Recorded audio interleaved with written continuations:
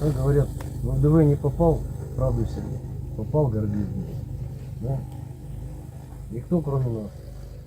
Некоторые говорят, а почему опять мы? Мы были в расположении наших соединений воздушно-десантных, которые сегодня работают уже не на Херсонском, а на Луганском, Донецком направлении, на северном фасе фронта, в районе известного Артемовска. Надо сказать, что наши бойцы, приобретая необходимый боевой опыт, сегодня являются одними из лучших. Я вижу, что настроение людей, настроение бойцов приподнятое, потому что есть успехи на фронте. Мы понимаем сегодня, что все эти пугалки, которые были распиарены перед контрнаступлением вражеским, они не соответствуют действительности, и наши войска вполне успешно отбивают все их наступления. Вот буквально здесь вчера, только на небольшом участке от одного из полков, 22 танка и 8 БМП было поражено, были взяты в плен вражеские солдаты, многие уничтожили, и такая работа продолжается на всех участках фронта, от севера и до юга. Хочу также рассказать о своей встрече в 83-й бригаде, которая стала, в общем, очень известна у нас в республике. Да, там действительно служат многие наши земляки. Да, действительно была тяжелая ситуация. Несколько дней тогда, когда они только прибыли с другого участка фронта и вступили в бой. Бой был тяжелый. К сожалению, некоторые не выдержали испытания огнем. Это буквально единицы, это 4 человека, если говорить точно. К сожалению, один из них офицер, командир роты, которые дрогнули и отошли. Таким образом, потеряв позицию и создав угрозу для соседних подразделений. Эти ошибки были потом исправлены за счет резервов, восстановлением позиций и восстановлением нашей обороны занималось все командование ВДВ. И наши сотрудники наших опорных пунктов тоже были в том районе, встречались с нашими ребятами. Очень сильно помогли, надо сказать, в восстановлении их боевого духа. Сегодня это уже опытные солдаты, которые работают там, с которыми я виделся. Я посмотрел их обустроенность в полевых условиях. Это полномасштабные оборонительные позиции, траншеи, которые оборудованы по всем правилам. Там есть и даже баня, и, конечно, место для отдыха, для других, значит, занятий. Они передают все, конечно, привет. И один из бойцов мне прямо открыто сказал: Андрей Александрович, вы сильно не волнуйтесь там в тылу. Война штука сложная, бывает разная, но мы победим. И это на самом деле так. Алексей Сергеевич, руй!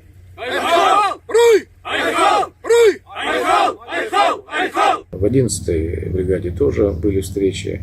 Там более опытные ребята. Они тоже заверяют, что все под контролем.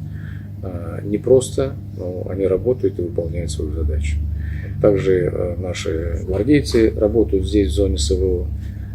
И с ними была встреча. Они тоже заявляют о том, что все задачи, которые ставятся перед ними, они выполняются, и ситуация меняется в лучшую сторону. Это чувствуется по той обстановке, которая есть сегодня в зоне СВО. За нашу великую Россию! Уруй! Айхал! Уруй! Айхал! Уруй! Айхал! Айхал! Айхал! Привезли нам продукты питания, воду, также исключительно хлеб, сигареты. Поставку без задержек, без ничего. В принципе, удовлетворительно. Каждый требует, как и это. Стараемся по мере возможности выполнять, поставлять их людям, которые находятся на боевой задаче. В принципе, так. Как служится-то, как погода здесь? Служба нормально. Конечно, хотелось лучшего. Говорить не буду лишнего. Все, в принципе. Сам откуда? Тампонский район, привет. Поселок Ханды, Джибарики, Хая. Сергеевич, руй! Айхал! Руй! Айхал! Руй! Айхал! Айхал! Айхал! За нашу великую Россию! Уруй! Айхал! Уруй! Айхал! Уруй! Айхал! Айхал! Пользуясь случаем, я хочу также обратиться близким к семьям наших бойцов, военнослужащих. Понятно, что сегодня боевые действия идут в обстановке, когда информационное поле фактически открыто. И мы пользуемся разными устройствами, общаемся в социальных сетях. Но надо всем очень помнить о том, что идет война. И социальные сети, особенно WhatsApp, анализируются нашими врагами. Это американская система. Если какой-то телефонный звонок или переписка привлекает внимание аналитиков, они ставят задачу перед искусственным интеллектом выяснить все, что связано с этим номером или с этим абонентом. И выясняется все. Откуда он родом, где он, что он, какая семья, жены, братья, матери. Когда это все анализируется, выявляется наиболее слабое звено, как говорится, и на него направляется психологическая атака. Чаще всего это матери и родители. Да, к сожалению, да. Ну, это так нормально. В этом нет ничего необычного, потому что как может мама за своего сына не переживать? Как может жена за своего мужа не переживать? И это нормальная реакция. Но только мы должны иметь одно в виду.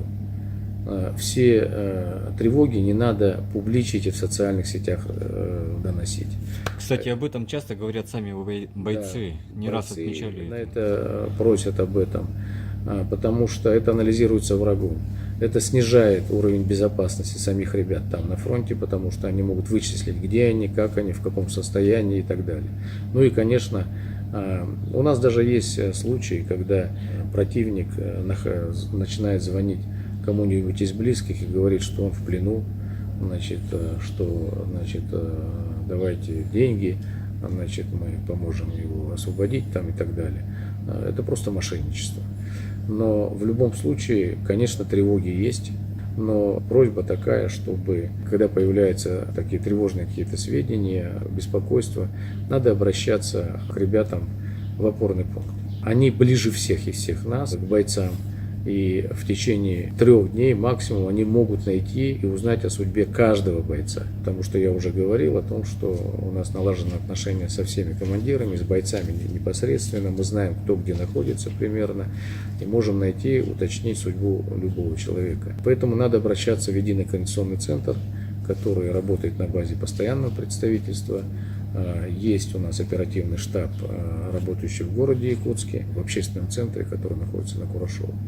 Мы обязательно поможем по всем вопросам, связанным и с возможным ранением, связанным с тем, что человек, может быть, солдат не был долго на связи. Кстати, такое сейчас все чаще и чаще, потому что телефоны стали запрещать использовать очень часто. Бойцы, находящиеся и на первой, и на второй линии тоже, зачастую не имеют связи. Я очень прошу наших земляков, семьи наших бойцов иметь это в виду, помогать нам работать, помогать нашей победе, помогать нашим бойцам прежде всего выжить и победить. А со своей стороны я заверяю, что у нас ни одного обращения не проходит без рассмотрения, глубокого изучения. И такие возможности реагировать на любую ситуацию у нас есть. Я хочу также сказать, что у нас здесь, если есть, ну, их очень немного, единичные случаи, но есть вопросы правового характера, где кто-то кого-то обидел, может быть, есть неуставные отношения иногда, то здесь работает группа Следственного комитета из нашей республики, из управления Следственного комитета нашей республики. Эти офицеры тоже нам помогают. Мы всех их знаем. Один из них, кстати, старшей группы, недавно награжден орденом мужества. Он был в составе отряда Ботур Барс-2. Ты работаешь на одном из самых сложных, наверное, на мой взгляд, направлений. Ты штурмовик. Расскажи вообще цели и задачи штурмовых групп, как вы работаете? Штурмовые группы — это нам зайти непосредственно в зону боевых действий, закрепиться для начала, подготовиться к штурму, затем отрабатывают артиллерия. Мы заходим уже, получается, как бы на зачистку, так сказать.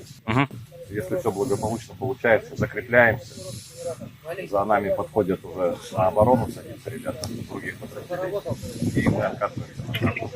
Мгм. Потери у вас от чего в основном?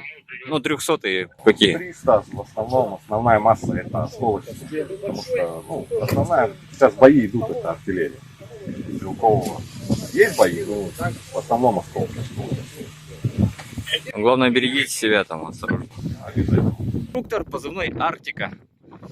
Скажите, пожалуйста, какими навыками должен обладать снайпер, на ваш взгляд? Ну, основные навыки – это выдержка и самодисциплина. То есть человек должен в первую очередь уметь управлять собой, своим внутренним «я» и двигаться к поставленной цели. Если этого не будет, то работа будет очень тяжело идти. Если человек мотивирован, если он в состоянии управлять собой, все остальное ему приложится. Поэтому нужно в первую очередь учиться бороться с собой, это выдержка и самодисциплина. Как ребята из Якутии себя показывают в этой школе? Молодцы, хорошо, сказывается школа охотников. От этого всегда намного проще с людьми работать, когда человек не просто держит винтовку, а он имеет навыки стрельбы. Понятно, что охотничья стрельба, она чуть-чуть отличается от нашей работы, потому что в нашу работу, кроме интуиции и навыков, надо вкладывать еще очень много знаний. Ну, знания мы даем.